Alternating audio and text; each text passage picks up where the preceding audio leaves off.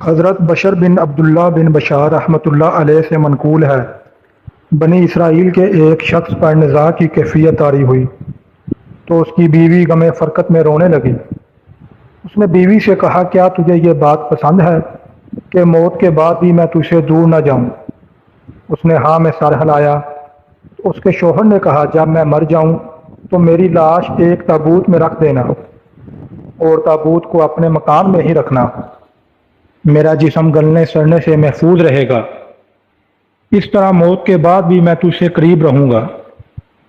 موت کے بعد اس کی بیوی نے ایسا ہی کیا اور تابوت کو اپنے کمرے میں محفوظ کر لیا۔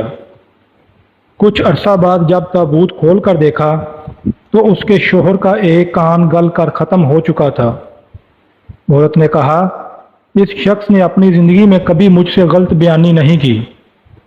اس نے تو کہا تھا کہ میرا جسم مرنے کے بعد سلامت رہے گا، لیکن اس کا تو ایک کان گل کر ختم ہو گیا ہے۔ اس کی کیا وجہ ہے؟ ابھی یہ انہی خیالات میں گم تھی کہ اللہ نے مردے کے جسم میں روح لوٹا دی۔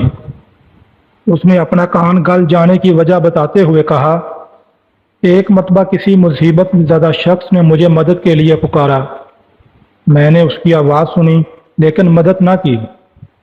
بس اسی وجہ سے میرا وہ کان گل گیا جس سے میں نے مصیبت زدہ کی آواز سنی اور باوجود قدرت اس کی مدد نہ کی۔